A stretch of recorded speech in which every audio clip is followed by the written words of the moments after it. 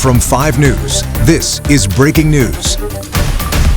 Good afternoon, everyone. I'm Darren Bobb in the 5 News studio. We are bringing you the latest on the manhunt for the person suspected of killing 2 people at Devil's Den State Park. It happened yesterday.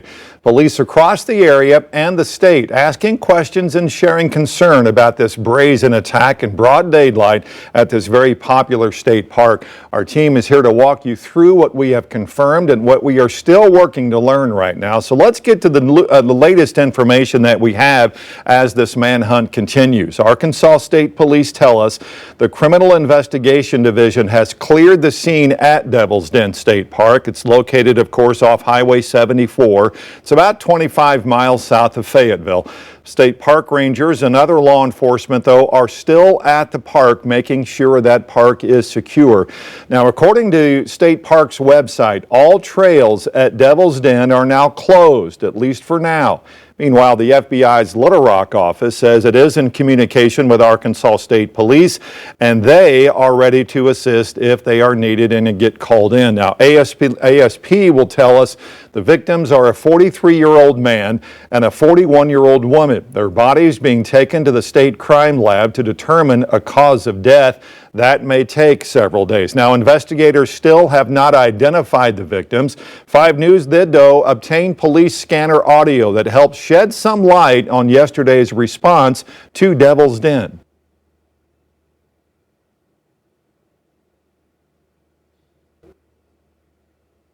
Okay, let's talk about the suspect now. Police say they are looking for a white man last seen wearing dark shorts, a dark tank top, and weightlifting type gloves. He was seen driving toward a park exit in a black 4-door sedan with a license plate that was covered up by tape. State police say that car may have traveled on Highway 170 or State Highway 220 near the park. I-70 or 170, that is, runs from Devil's Den to West Fork. Highway 220 goes from the park through Crawford County and then connects with Highway 59 in Cedarville. Investigators, again, have not identified the victims. We now are going to try to hear that scanner audio that we picked up yesterday for the response to Devil's Den. Cover the main trail right now first. Here's yells calling for help. We're hiking down.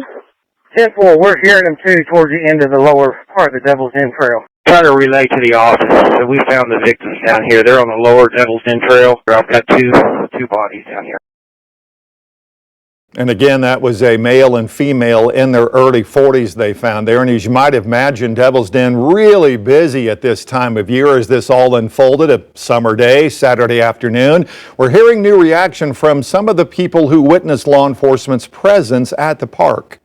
Really kind of appalled that they're still having everyone out here. People are just out and about walking around, and if there's someone out there, I think that's kind of concerning.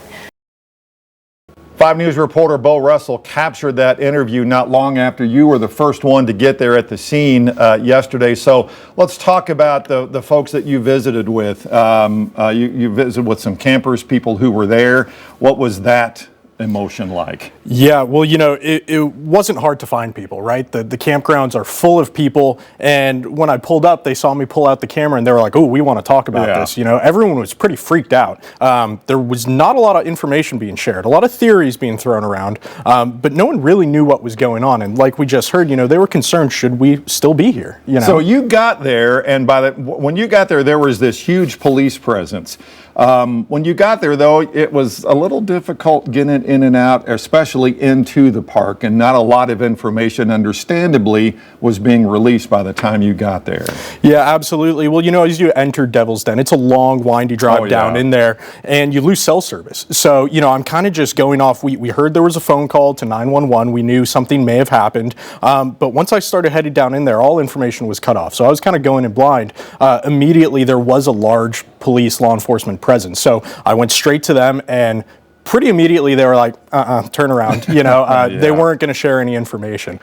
So it was hard to kind of get a sense of what was going on down there. Could you tell with first responders, fire, EMS, they were getting in, but not a lot of information coming out. Yeah, absolutely. You know, I did see EMS there. All different sorts of first responders were there. But like you said, yeah, no information coming out. And I thought it was interesting. You know, we saw that trail. Now all trails are closed at Devil's Den. At the time, they had trails, and they were spread out everywhere, which did kind of give a sense that they may be looking for someone. You know, they're looking for something because they were at the head of, you know, a trail on one side of the park and then at the other end of the park. So it was clear they were searching for something. There's miles of trails out there, and one of the reasons why, at least with the information we got from state police, is, like you mentioned, not a lot of cell service out there, not an easy way to communicate or get information relayed. But they did say because of that, that's what took a while to get the information released to us officially, to allow the park to be notified and to let other people be notified as well. And I'm sure you ran into that. Yeah, absolutely. And again, to be fair, you know, there was no cell signal coming out of there, right? We had Starlink set up there and we were having a hard time communicating. But yes, so, you know, people there were also concerned about the lack of information. You know, I've seen online, people are wondering, why did it take so long to get information out? Especially as a suspect, you know, is on the loose potentially. So that was a concern. We do have the press release now. But again, we're going to continue all day to search for information and to gather what we can to provide more updates. Okay, Bo, thanks for joining us. And thanks, we'll see you tonight at 5:30 on 5 News at 5:30. Arkansas's Governor Sarah Huckabee Sanders issuing a statement in response to the attack at Devil's Den. It reads, "We are heartbroken by today's horrific news from Devil's Den State Park and are in close contact with state police and the Department of Parks, Heritage, and Tourism as they work now to apprehend the suspect. We are praying for the family and friends of the victims and know that law enforcement will not rest until the perpetrator is brought to justice." And before we go, we do want to share the suspect description one more time, just in case you might see this suspect. Police say they're looking for a white man last seen wearing dark shorts, a dark tank top, and weightlifting type gloves. He was last seen driving toward a park exit yesterday in a black four-door sedan with a license plate that they say the numbers on the plate were actually covered by tape. State police say that car may have traveled on State Highway 170 or Highway 220 near the park, and that fans out pretty much all over Crawford County. If you have any information about the suspect or his location, you should contact State Police Troop L.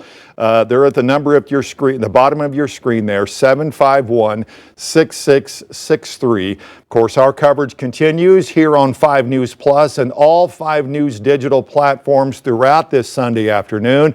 Our team is working now to bring you every update as we get them from state police and local law enforcement. We also have team coverage during our newscast tonight at 5:30 and at 10 o'clock.